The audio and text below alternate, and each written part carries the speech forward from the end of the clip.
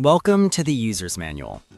Have you ever been given something you didn't ask for, something free, and felt a tiny, almost imperceptible tug of unease? Maybe it was a complimentary snack at a market stall, a neighbor insisting on helping you with a chore you hadn't requested, or a small, unexpected bonus item tucked into an online order. It's not a bad feeling, exactly, but it's not pure joy either. It's that slight internal tension, that little voice whispering, "Now what?" Today, we're focusing on that feeling and the powerful, often invisible force behind it, what we call the guilt gift, why free creates an unpayable debt. At its heart, this phenomenon is governed by one of the most fundamental principles of human interaction, the rule of reciprocity. In plain language, it's the unspoken social contract that says if someone does something nice for you, you feel compelled to do something nice back. This isn't a conscious decision we make, it's a deeply ingrained psychological reflex. Our brains are quite literally hardwired to repay kindness, favors, or even unsolicited gifts. Why? Because maintaining this delicate balance of give and take is crucial for our social standing. Our minds keep a sort of social ledger, and an unpaid debt, no matter how small, can feel like a psychological itch. We feel a deep-seated need to scratch it, to restore balance and avoid the discomfort of feeling indebted. And this isn't just about grand gestures. It plays out constantly in our everyday lives, often subtly manipulated by those who understand its power. Think about the free offerings we encounter daily. That complimentary consultation for a service you are vaguely considering? It's not just a nice gesture, it's a psychological trigger. The company has given you something of perceived value, their time, their expertise, and now that itch begins. You might not even realize it, but the urge to reciprocate is there, pushing you to sign up even if the service isn't a perfect fit. Or consider the trial period for a new software or streaming service. You get to use it for free, no strings attached, right? Well, not quite.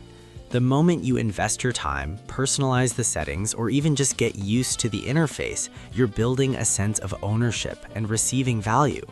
When the trial ends, the thought of losing that access combined with the underlying pressure to reciprocate the initial generosity makes it much harder to simply walk away. Even an unsolicited bonus item included with a purchase can do this. You bought one thing, but they gave you two. Suddenly, you might feel a warmer sentiment towards the brand, a greater likelihood to return, or even a subconscious desire to leave a positive review, all forms of repayment for that unexpected gift. So where does this powerful instinct come from? Its roots are deeply evolutionary. For our ancestors, mutual exchange wasn't just polite, it was essential for survival. If you shared your hunting spoils with a neighbor today, they were more likely to share their foraging finds with you tomorrow. This system of reciprocal altruism built reliable communities, fostered trust, and ensured that individuals had a safety net in times of scarcity. Those who understood and honored this unspoken rule thrived and passed on their genes. Those who didn't, who only took without giving back, were quickly ostracized, a social death sentence in a world that depended on cooperation. This ancient, hardwired system, designed to build strong social bonds, is precisely why that same instinct now makes it incredibly difficult to say no to modern marketing tactics. Our brains are still operating on the assumption that a gift implies a social debt, even when that gift comes from a faceless corporation whose only goal is a transaction.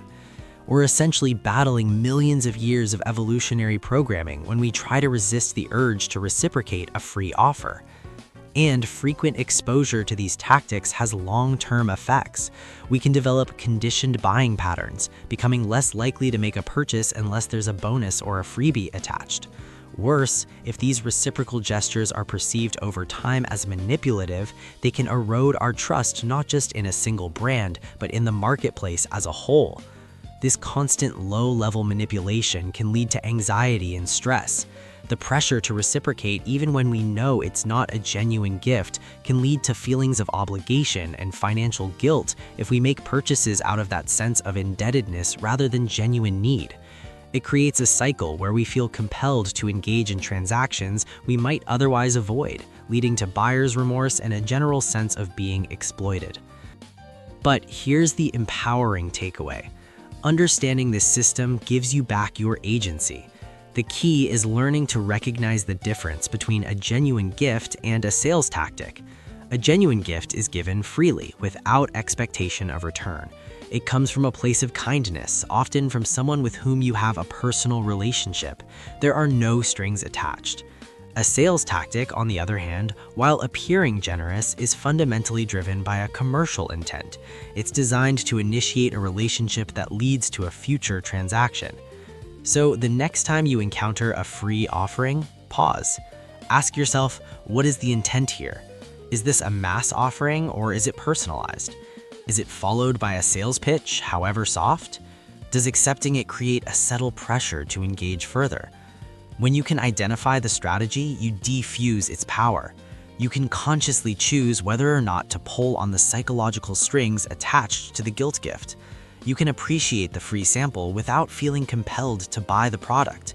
You can enjoy the complimentary service without feeling obligated to commit.